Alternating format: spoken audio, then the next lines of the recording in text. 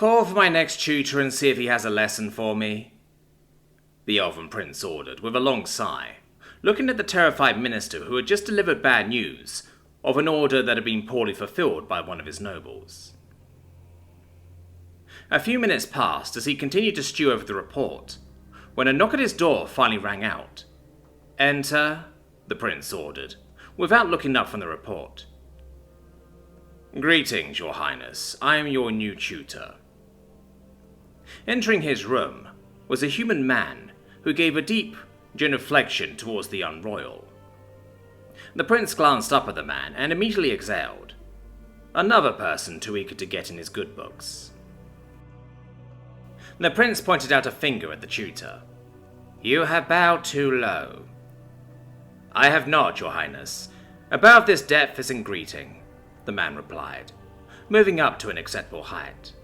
"But the height I gave was when the other is of much higher status." "I see," the prince replied, gnawing on the end of his pen.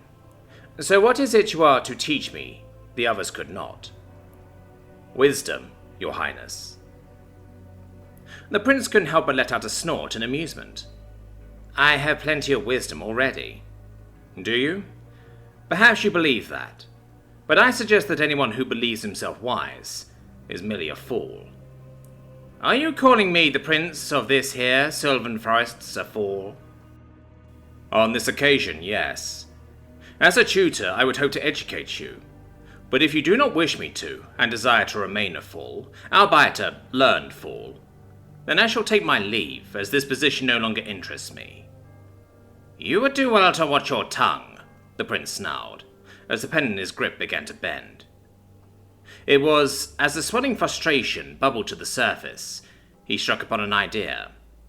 "Very well, I shall put you to the test, tutor. Should you fail, I shall cut your spiteful tongue from your traitorous mouth."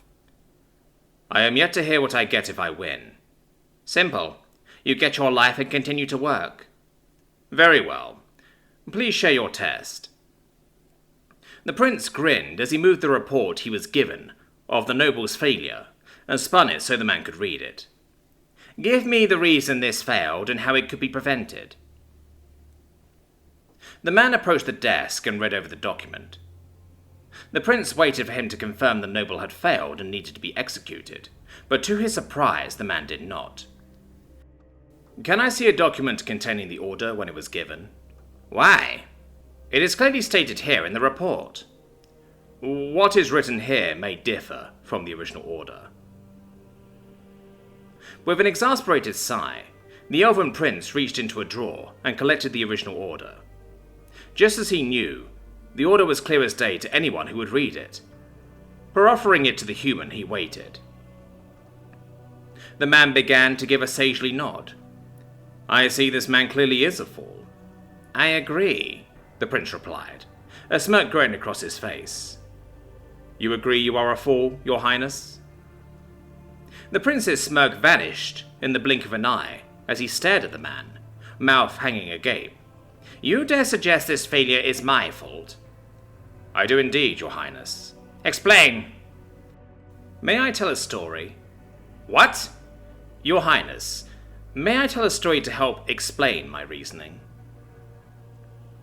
Intrigued about where this standing dead man was going, the prince waved his hand to indicate for the human to continue.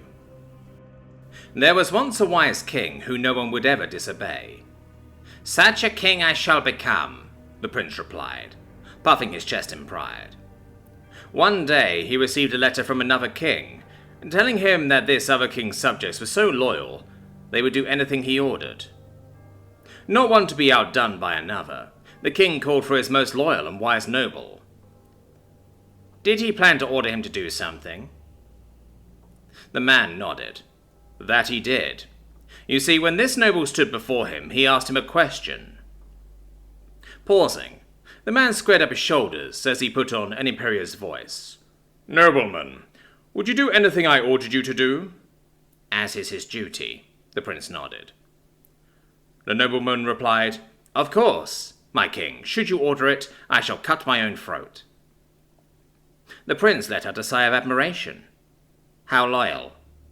"I suppose.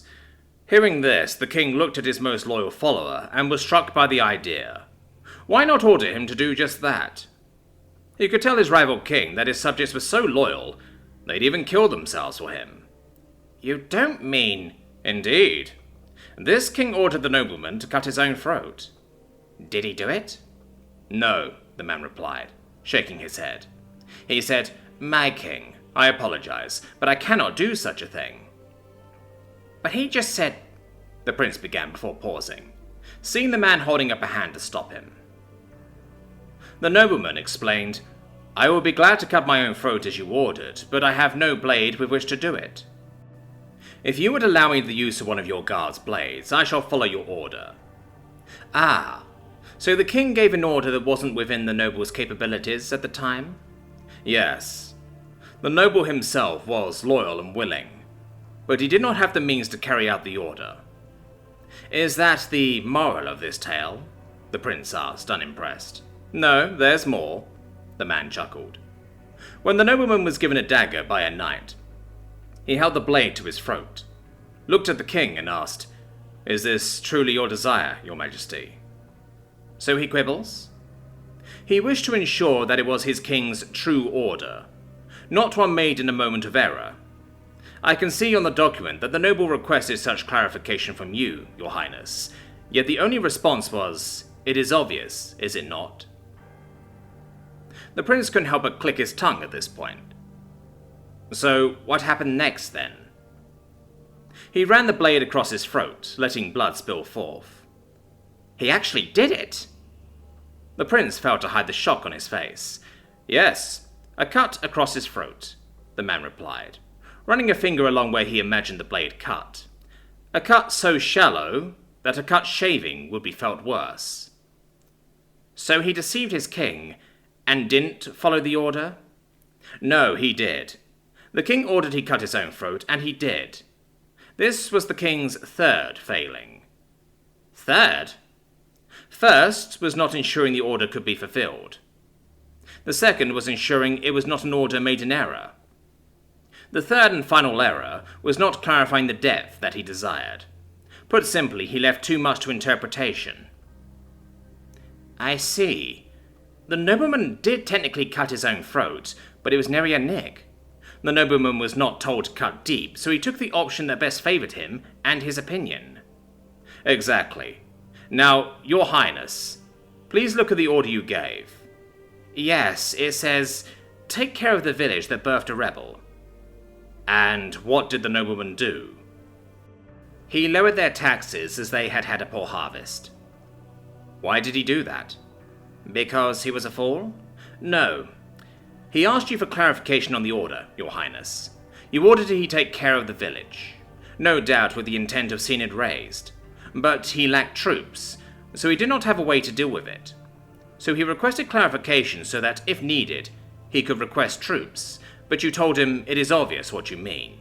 So with the resources he had at hand, he took the option within his interpretation. So this is... The prince swallowed back the rest of his words. Yes, it is your failure. You did not communicate. You expected everyone to see it from your perspective, and ignored all requests from a loyal noble for help to see it your way. And you intend to punish this man. I see. Leniency shall be better here. I submit, human. You have taught me a lesson. Are all humans like this? Hardly. We have these lessons, yet we tend to fail to implement them.